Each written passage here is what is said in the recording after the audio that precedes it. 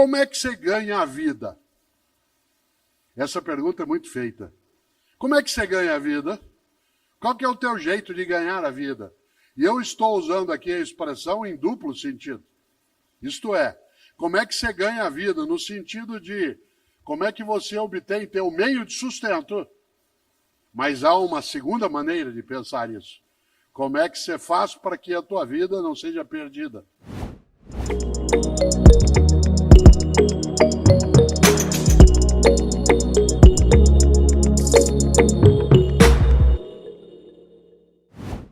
Eu gosto mesmo de lembrar o quanto que é impactante algo que está num dos evangelhos. Para uma pessoa aqui, entre nós que tem algum acesso à Bíblia dos cristãos, já deve ter notado, os cristãos têm 4 relatos oficiais sobre a vida de Jesus de Nazaré, né, que são chamados de evangelhos, né, os evangelhos canônicos, são 4 deles, 3 deles são sinóticos, isto é, eles contam uma história paralela, que é o evangelho de Mateus e Lucas, né, e de Marcos, e um não é sinótico, que é o evangelho de João. Mas, no evangelho de Marcos, tem uma expressão, e tanto faz se você tem religião ou não, porque essa é uma escolha tua, tanto faz se é cristão ou cristã, essa é uma escolha tua, você pode ter ou não ter, mas há algumas formas de aconselhamento que nos servem. No Evangelho de Marcos, há ali o registro de uma fala que ele atribui, claro, a Jesus de Nazaré, que está ali no capítulo 8, em que Marcos escreveu uma das frases que mais me perturba, no bom sentido. Que há coisas que nos perturbam no mau sentido. Há coisas que nos perturbam e nos fazem ficar, né, chateados, tristes. E há algumas coisas que nos perturbam fazendo com que a gente pense, reflita, medite. E ali no Evangelho de Marcos, no capítulo 8, ele escreveu, citando, segundo ele, Jesus: de nada adianta a uma pessoa ganhar o mundo se ela perder sua alma. Aliás, o texto original é: de nada adianta a um homem ganhar o mundo se ele perder sua alma. Em outras palavras, de nada adianta você ter tudo se a tua identidade, tua autenticidade, teu propósito, isto é, tua verdade, ela vai por terra, ela desaba, ela é esmagada. Essa frase vale pensar, porque essa frase nos coloca um impositivo, nos coloca algo que a gente chama em filosofia de imperativo, que é nós entendermos que o propósito, sendo benéfico, sendo algo legítimo, sendo decente naquilo que fazemos, ele nos dá vida em vez de tirá-la ou diminuí-la. De nada adianta uma pessoa ganhar o mundo se ela perder sua alma. Isto é, se ela for devorada por aquilo que pode ser a ganância, pode ser o egoísmo, pode ser a arrogância, pode ser o desvario. Por isso, eu gosto e vou fazer essa pergunta aqui agora, não para você responder ou para eu responder, mas para nós pensarmos. Como é que você ganha a vida? Essa pergunta é muito feita. Como é que você ganha a vida? Qual que é o teu jeito de ganhar a vida? E eu estou usando aqui a expressão em duplo sentido. Isto é, como é que você ganha a vida? No sentido de como é que você obtém teu meio de sustento. Mas há uma segunda maneira de pensar isso. Como é que você faz para que a tua vida não seja perdida? Isto é, para que ela não seja demolida, erodida por aquilo que é a pequenez, a tolice, a redução. Como é que você ganha a vida? Há pessoas que ganham a vida cuidando de vida. Há pessoas que ganham a vida encantando a vida.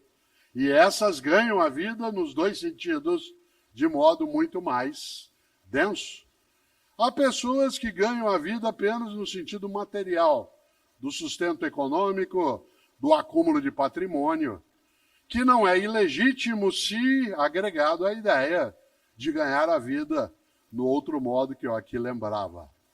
Uma pessoa que ganha a vida, ou seja, que não a perde, não a desperdiça, não faz com que ela se esvaia, é uma pessoa marcada por uma grande decisão. Ter uma vida com propósito, ter um trabalho com propósito. Uma das frases mais curiosas que eu ouço no mundo das empresas, ou no mundo do trabalho em geral, é uma que eu vou dizer agora. Quando a pessoa vira e diz assim, olha, eu adoro o meu trabalho, mas eu detesto o meu emprego. Eu adoro o que eu faço, mas eu detesto o meu emprego, isto é, o lugar, o modo de ação, aquilo que é necessário que se tenha como convivência. E você tem também o outro modo. É assim, eu adoro o meu emprego, mas eu detesto o meu trabalho.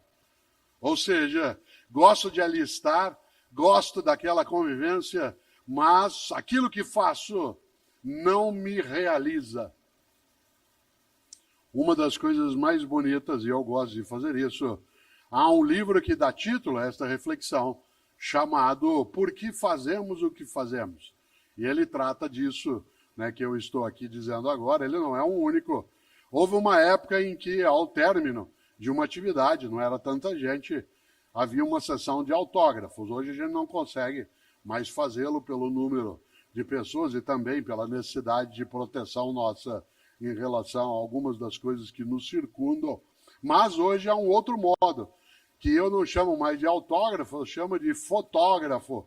Né? O que é isso?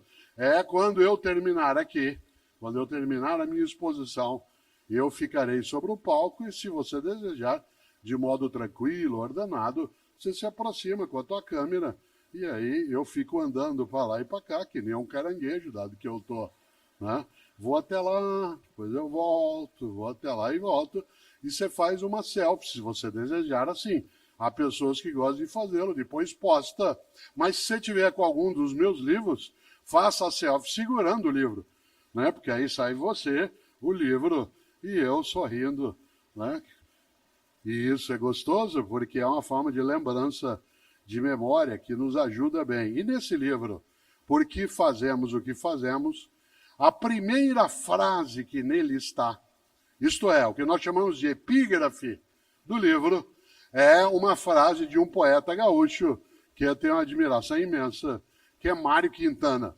Talvez seja o poeta que eu mais cite, né, nos lugares. O grande Mário Quintana, um gaúcho nascido em Alegrete e que faleceu, né, em 1994, no dia 5 de maio. É fácil lembrar, porque ele morreu na mesma semana que o Ayrton Senna. O Senna morreu, né, no domingo e ele na quinta-feira. Mário Quintana tem várias coisas maravilhosas. Uma delas, eu sempre que posso trago à tona, aliás, duas delas. Mário Quintana, eu já disse isso em algumas palestras, ou no mundo digital, mas gosto de trazer à tona. Mário Quintana tentou entrar 3 vezes na Academia Brasileira de Letras. 3. E foi recusado. Não aceitaram Mário Quintana na Academia Brasileira de Letras. Um lugar cheio de imbecis, e vários que não são. Um lugar que já teve vários imbecis e vários que não eram. Não aceitou Mário Quintana. Aliás, sabe quem não entrou também na academia? Carlos Drummond de Andrade, Clarice Lispector, Monteiro Lobato. Nesse momento está se candidatando à Academia Brasileira de Letras, uma das pessoas mais admiráveis para mim, que é Maurício de Souza, um paulista nascido em Santa Isabel, mas que fez a sua vida ali em Mogi das Cruzes. Eu tenho 3 livros com ele. Eu faço o texto, ele faz as histórias com a Turma da Mônica. É uma pessoa, né, assim, incrível em termos de afago, de afeto, e que agora está se candidatando também. Pois bem, Mário Quintana foi recusado 3 vezes na Academia Brasileira de Letras. Vocês sabem que, como bom poeta que tem um propósito firme, ele deu o troco muito bem dado. Para dar o troco em que eu recusou, ele fez um poema. Vocês conhecem, chama Poeminho do Contra.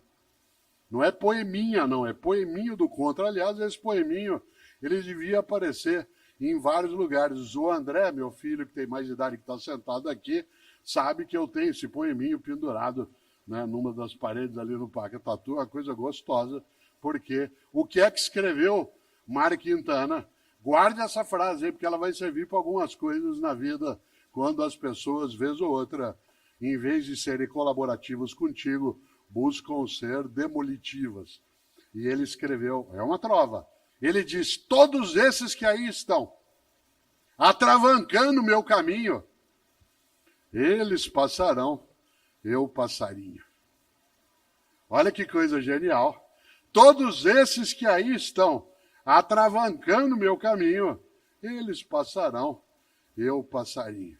Parece frase de para-choque de caminhão no Paraná. E eu sempre penso isso em relação a algumas coisas na vida, e algumas pessoas têm para-choque de caminhão que é assim, na subida você me aperta, na descida nós acerta. Na subida você me aperta, na descida nós acerta. Olha que coisa boa. Mário Quintana tem uma outra trova, que quase eu a disse, porque ela aparece como epígrafe do livro, né, que eu mencionei, o Porquê Fazemos o que Fazemos. E essa trova diz, um dia pronto, me acabo, seja o que tem de ser, morrer que me importa, o diabo é deixar de viver. Olha que inteligência. Um dia pronto me acabo, seja o que tem de ser, morrer que me importa. O diabo, o horror é deixar de viver. E deixar de viver não é apenas perecer o corpo.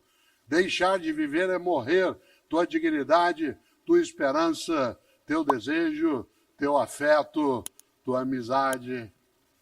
É ter uma vida a qual falta graça. Quando eu penso em vida, trabalho e propósito, eu acho que para que a nossa vida não seja uma vida banal, fútil, uma vida sem sentido, é preciso que o nosso propósito seja, antes de mais nada, o de deixar nossa vida e a vida de outras pessoas conosco mais cheia de graça.